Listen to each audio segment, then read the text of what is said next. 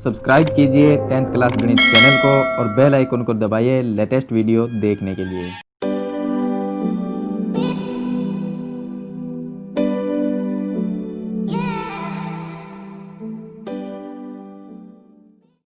Hello students, आज के इस वीडियो में हम एक्सरसाइज 17.1 है उसके एग्जाम्पल है वो सरल करेंगे।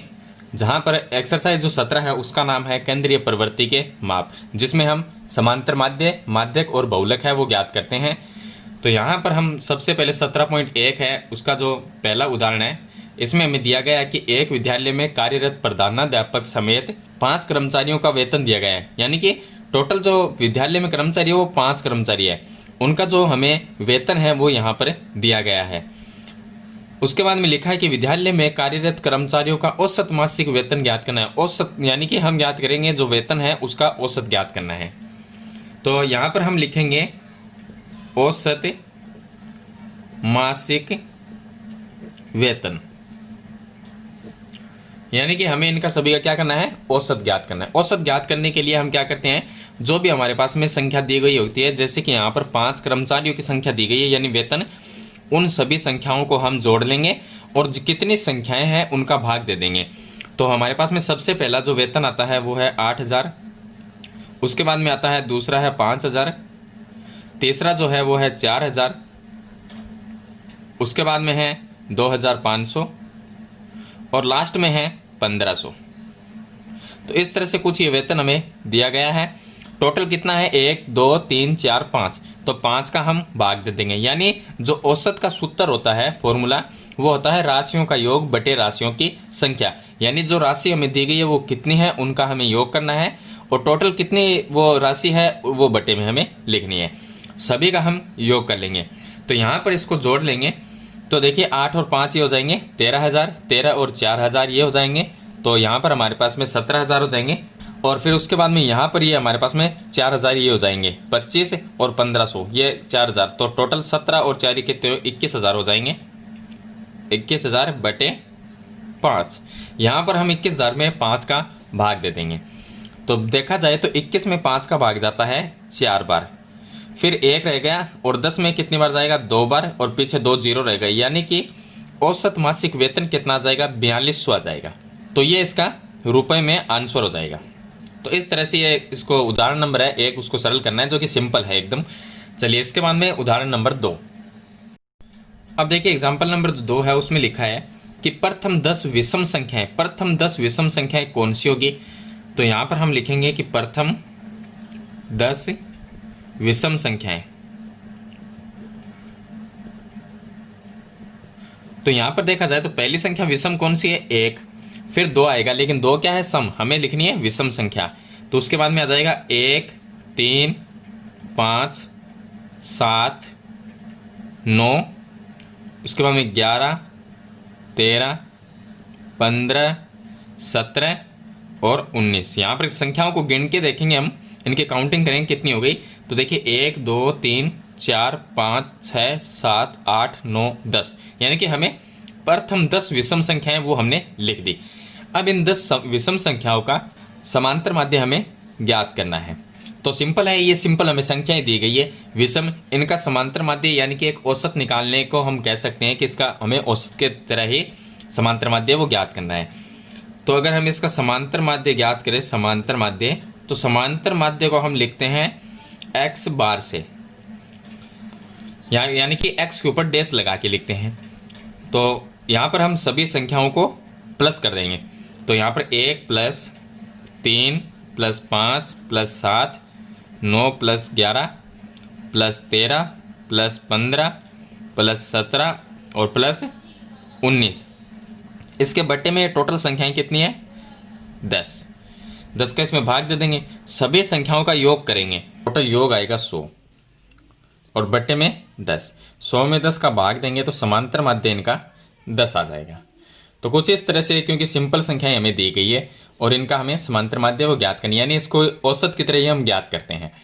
यहाँ पर एग्जाम्पल, अब देखिए एग्जाम्पल नंबर जो 3 यानी उदाहरण नंबर जो 3 है, उसमें हमें दिया गया है कि 8 क्रमागत विषम संख्याएं। तो 8 क्रमागत विषम संख्याएं कौन सी है, तो हम इस तरह से मानेंगे कि पहली हो जाएगी x, फिर हो जाएगी x + 2, फिर हो जाएगी x + 4, फिर हो जाएगी x प्लस 6, उसके बाद में लिखना है x प्लस 8, फिर लिखना है x प्लस 10, फिर लिखना है आपको x प्लस 12। तो टोटल हमें यहाँ पर 8 संख्या चाहिए, टोटल 8 संख्या। तो यहाँ पर देखा जाए तो 1 2 3 और 2 5 और 2 7 हो गई, तो एक संख्या और लिख देंगे x प्लस 14। ये टोटल 8 क्रमागत विषम संख्या है, इनका औसत दिया गया है 16। अब औसत का जो फॉर्मूला होता है वो होता है औसत बराबर, वो होता है राशियों का योग, यानी कि जो भी हमें संख्याएं हमारे पास में होगी उनका योग, और बटे में संख्याएं टोटल कितनी हैं उनकी संख्या, यानी कि राशियों की संख्या। अब हमें जो औसत दिया गया है कि जो 8 विषम क्रमागत संख्याएं हैं इनका औसत है 16, तो औसत की जगह तो हम लिख देंगे यहाँ पर 16 बराबर, बटे में 1 लिख सकते हैं इसके बराबर राशियों का योग, इन सभी संख्याओं का योग कितना होगा। तो हम लिखेंगे x प्लस 2 प्लस में x plus 4, x plus 6 plus में x प्लस 8, फिर प्लस में x प्लस 10 प्लस में x प्लस 12, फिर प्लस में x प्लस 14। कुछ इस तरह से आपको ये लिखना है। तो इसके बट्टे में टोटल संख्याएं कितनी हैं, तो 8 संख्याएं हैं, तो इसके बट्टे में लिख देंगे 8 लिख देंगे। अब यहाँ पर ये तो हो गया हमारे पास में 16 बटे 1 बराबर, यहाँ पर x कितने हैं उनको प्लस करेंगे पहले। तो देखिए 1 2 3 4 5 6 7 8, यानी 8 बार x है, तो कितने हो गए, जोड़ने के बाद में इनको 8x हो जाएंगे। प्लस में संख्या कितनी है उनको प्लस कर लेंगे, तो यहाँ पर है 2 और ये 4 6 और 6 ये हो गए 12, 12 में 8 को प्लस करेंगे, 12 और 8 20, 20 और 10 30, 30 और यहाँ पर 10 30 और 12, 30 और 12 हमारे पास में हो जाएंगे 42, 42 और 4 46, 46 और 10 56, टोटल यहाँ पर हो जाएंगे 56, और इसके बट्टे में लिख देंगे 8। इनको हम करेंगे वज्र गुणा इस तरह से, तो 8x प्लस 56 को 1 से गुणा किया तो ये आ जाएगा 8x प्लस 56 बराबर में 16 को 8 से गुणा करेंगे तो ये हो जाएगा 16 गुणा 8, या आप गुणा करके भी लिख सकते हैं। आगे देखिए हमें ज्ञात करना है इसमें x का मान, तो संख्याएं ज्ञात कीजिए, यानी कि वो संख्याएं कौन कौन सी है वो ज्ञात करनी है। तो पहले हम x का मान ज्ञात करेंगे, फिर x की जगह संख्या रखते जाएंगे, x का मान जो भी आएगा। तो यहाँ से हम ये है हमारे पास में 8x, और प्लस में जो 56 है वो दूसरी साइड में माइनस में हो जाएगा, तो यहाँ पर 16 को हम 8 से पहले गुणा कर लेंगे, तो ये हो जाएगा 8 को 6 से गुणा किया 8 6 48, पीछे रह जाएंगे 4, और 8 1 8 और 8 4 12, फिर माइनस में ये 56 इस साइड में आएगा तो माइनस में 56 हो जाएगा। चलिए यहाँ पर आगे इसको सरल करते हैं, तो ये हमारे पास में आता है 128 में से 56 को माइनस कर देंगे, तो यह आ जाएगा 8x बराबर 8 माइनस 6 करेंगे यह आएगा 2, और 12 माइनस 5 करेंगे तो आएगा 7, यानी कि 72 रह जाएंगे। तो x बराबर कितना आ जाएगा, x बराबर ये 8 इसके गुणा में भाग में आ जाएगा, यानी 72 बटे 8, 72 में 8 का भाग जाता है 9 बारी, तो x का मान हमारे पास में आ गया, x का मान आ गया 9।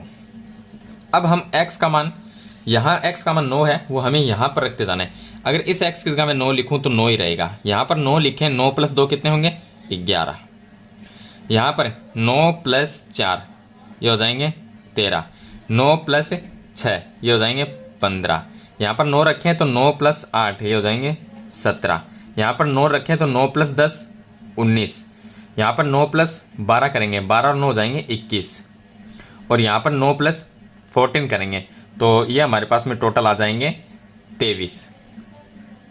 तो ये वो संख्याएं हैं, यानी कि विषम क्रमागत संख्या है 8। तो यहाँ पर देखिए सभी संख्या क्या है, विषम है और क्रमागत है, यानी एक छोड़ के एक संख्या क्रम से है। वैसे 9 के बाद में विषम दूसरी कौन सी आएगी, 11 आएगी, 11 के बाद में कौन सी आएगी, 13 आएगी, यानी बीच की सम संख्याएं छोड़ दी और बाकी क्या रहेगी, विषम संख्याएं रहेगी। तो इस तरह से यह संख्या हमें ज्ञात करनी थी। तो ये हो गया एग्जाम्पल नंबर 3। तो 17.1 है उससे पहले ये सिंपल छोटे छोटे एग्जाम्पल दिए गए थे 3, जो मैंने आपको इस वीडियो में बता दिए। वीडियो अच्छे लगे तो लाइक और शेयर जरूर कर देना, चैनल पर नए है तो सब्सक्राइब करना। आज की वीडियो में इतना ही, मिलते हैं नई वीडियो नए टॉपिक के साथ, तब तक के लिए थैंक यू।